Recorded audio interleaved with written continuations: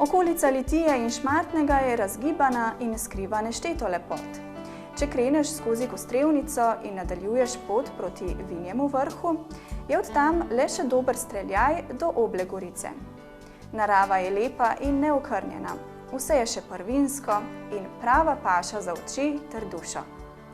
Na Obli Gorici sta našla svojo sanjsko destinacijo Dragica Kovač in Andrej Tavčar.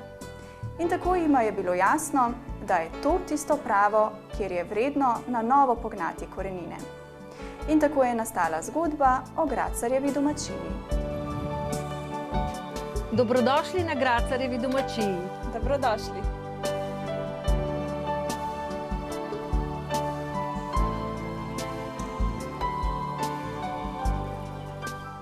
Tole domačijo sva našla z možem, ko sva potovala po Sloveniji in iskala lepe kraje. Izkazalo se, da je ta domačija čakala na naju. Kupila sva jo, preuredila skoraj 300 let staro hišo, jo prenovila, nisva želela podreti, ker nama je takšna gradnja všeč. Potem sva zgradila še eno stavbo, kamor sva se odločila dati apartmaje. Želela sva nadaljevati s turizmom, mož je namreč že v Ljubljani imel gostilno. Naša domačija je tako dobila dušo in srce. Otroka, ki sta odraščala na njej, sta spoznala lepoto narave, ne samo mesta. In zdaj sta oba pripravljena nadaljevati našo zgodbo. Gracarjeva domačija, ko sem sledila njeni zgodovini, sega precej, skoraj 500 let v zgodovino nazaj, zato smo ohranili njeno ime, nismo jo spreminjali. Gledamo pa predvsem na to, da gostu ponudimo neokrnjeno naravo, tišino, prostor za sprostitev, pa tudi ukvarjanje s športom. Kar se hrane tiče, imamo kar precej velik vrt, kjer pridelava s hčerjo praktično vso zelenjavo, ki jo potrebujemo, tudi za čez zimo znava pripraviti marsikaj. Kar se pa tiče mesnin, vse priredimo doma. Imamo svojo svinjino, meso, drobnice in praktično ne potrebujemo ničesar drugega iz trgovine. Na en način smo skoraj samozadostni. Glede na to, da imamo kmetijo predvsem z živalmi, nimamo njiv. To mi manjka, ampak na teh strminah njivo danes, kjer bi recimo pšenico posejali za svoje potrebe, je praktično ne moreš. Razen če bi na roke želi, če bi na roke vse, to pa ne gre pri tem tempu življenja. Tale karantena, ki je trajala kar nekaj časa, se pri nas praktično ni poznala, kar se tiče dela. Ker smo odmaknjeni, ker ne živimo v strnjenem naselju, nismo nikogar ogrožali, nismo imeli nobenih težav s tem. Izkoristili smo čas, predvsem se je poznalo, da sta doma tudi sin in hči. Renovirali smo polovico vrta, polovico smo pustili za naslednje leto, da ne bi ostali brez pridelka. Postavili smo rastlinjak, ki ga prej ni bilo pri hiši. Asfaltirali smo en del zemljišča, skratka, veliko novega se je naredilo, še nikoli, še nobeno pomlad se ni toliko naredilo. Seveda ob pomoči naših pridnih otrok. Področje Gracarjeve domačije, kot vidite, stoji na vrhu hriba in je predvsem skalnato. Zemlja tukaj je zelo, zelo slaba, skoraj glinena. Zato je bilo pridelovanje zelenjave izredno težko. Tako sva se z možem dogovorila, ko sva videla visoke grede, sva proučila, kako to poteka vrtnarjenje, in mož jih je sam začel izdelovati. Tako da je lahko zemljo narediš po svojih željah, kakršno potrebuješ. Noter raste vse, mi smo navdušeni. Pa še sklanjati se ni treba, da ne boli hrbet.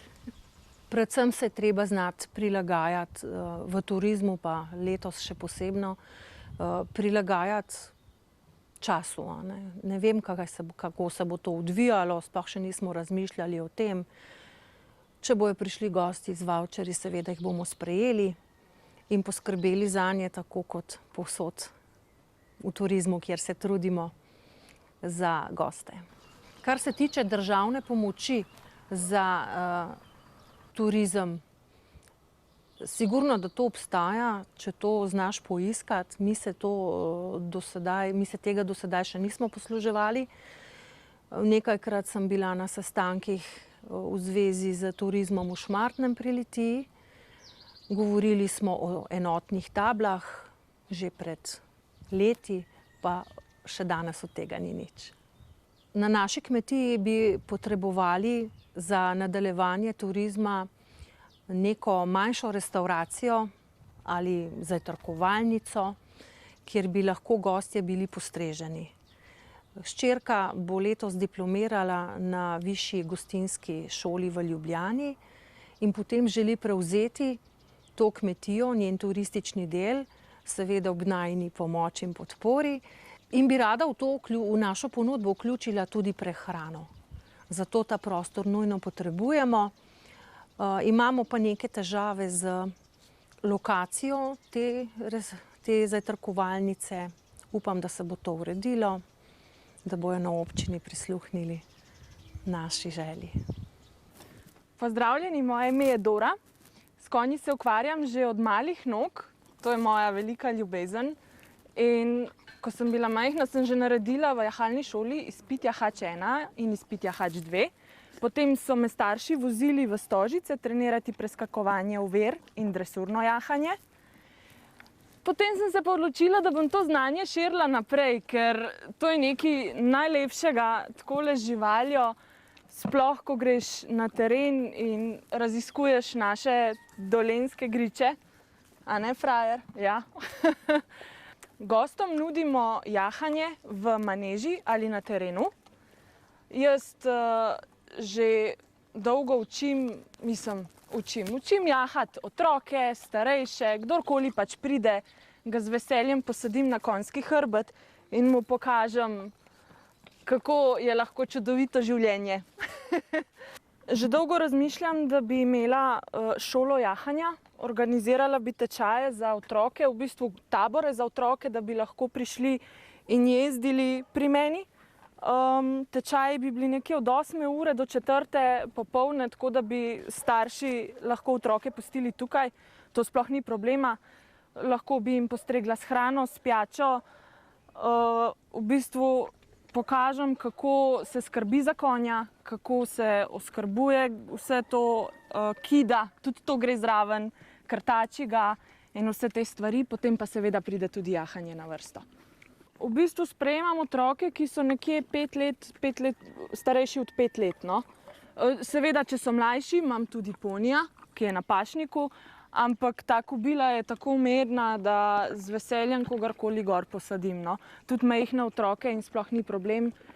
Da se pa res učijo jahati, morajo biti pa malenkost starejši, da se on lahko drži na konju sploh. Ne. Jaz sem gostinka in hodim v gostinsko šolo, samo še diploma mi manjka. In res bi rada naredila tukaj tudi restauracijo, da bi gostje lahko okušali kulinariko, slovensko kulinariko predvsem. Od ajdove kaše, prosene, do praženega krompirja, pečenke, vse. V planu imamo narediti tudi plavalni ribnik.